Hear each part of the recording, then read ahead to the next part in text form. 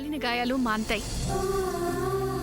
మనసుకు తగిలిన గాయం ఎలా మాన్తుంది నాయనమ్మా అని అడగాలనుకుంటున్నావు కదూ? బాబు, నాయనమ్మగా ఈ గాయాల్ని మాన్పించగలను. కానీ నీ మనసుకి తగిలిన గాయాన్ని మాత్రం నీ అమ్మ మాన్పించగలదు. అమ్మతో ఒకసారి నువ్వు మాట్లాడలేవు నాయనమ్మ? ఆ పరిస్థితి దాటిపోయింది నాన్న. ఒకప్పుడు పెద్దవాళ్ల ముందు ఒక మాట మాట్లాడాలి అంటే ఎంతగానో ఆలోచించి ఆచితూచి మాట్లాడేవాళ్ళం. అలాగే ఇంట్లో ఏదైనా సమస్య వస్తే దాని మీద నిర్ణయాధికారాన్ని కూడా పెద్దవాళ్ళకే వదిలేసేవాళ్ళం. కానీ ఇప్పుడు తరం మారింది, తరంతో పాటు కాలము మారింది. మనుషులు మారారు, వాళ్ళ మనస్తత్వాలు కూడా మారాయి. ఏదైనా సలహా ఇద్దామని మనసులో అనిపించినా ఇవ్వకూడదు బాబు, అదంతే. అలాగని అన్నింటికీ మౌనంగా ఉంటానని, కళ్ల ముందు ఏం జరిగినా నోరెత్తకుండా ఉంటానని మాత్రం అనుకో. ప్రస్తుతం ఇది మంచి ఇది చెడు అని చెప్పలేని పరిస్థితిలో ఉన్నాను. అంతేకాదు, ఏది తప్పో ఏది ఒప్పో కూడా తెలియటం లేదు. ఆ భగవంతుడు తలరాతలు మాత్రమే రాస్తే మనుషులు మనకు మనమే లేనిపోని రాతలు రాసుకుని బాధలను అనుభవిస్తున్నాం. దురదృష్టం ఏమిటంటే సూర్య, జ్ఞానంతో తెలివితో సమస్యల్ని పరిష్కరించుకోవడంలో కన్నా ఆ సమస్యల్ని పెంచుకోవడమే ఎక్కువైంది. కానీ పరిస్థితులు చేజారిపోకుండా జాగ్రత్త పడాలి బాబు. ఇలాంటి సంఘటనలు మళ్ళీ మళ్ళీ ఇంట్లో జరగకూడదు.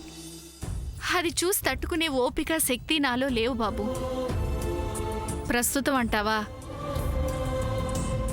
ఈ పరిస్థితుల్ని కాలమే చక్కదిద్దాలి.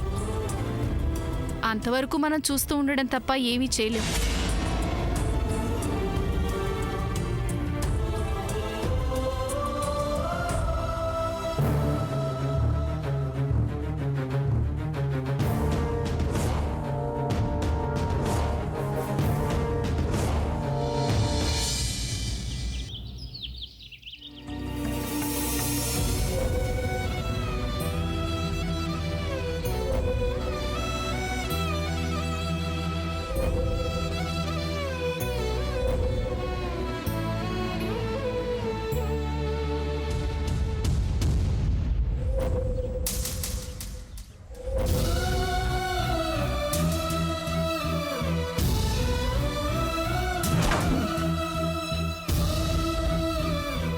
గాడ్, సూర్య సగం కాలిన ఫొటోస్తో ఏం చేస్తాడు?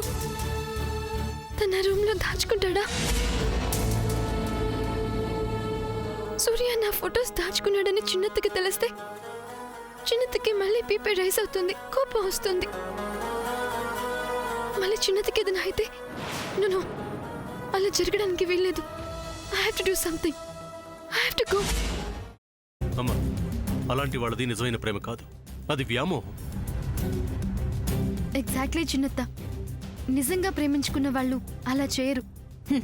ఎంత మనసు విరిగిపోతే కన్న కూతుర్ని పట్టుకొని మా దృష్టిలో చచ్చిపోయా ఉంటుందా తల్లి?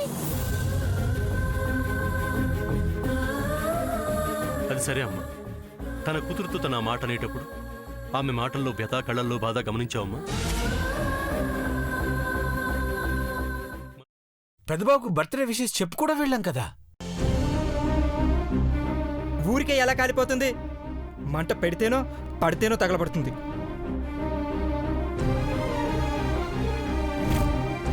కరెక్ట్ చిన్నబాబు, నీకొచ్చినట్టే నాకు డౌట్ వచ్చింది. పార్వతే షర్టును తగలబెట్టిందనుకుంటా.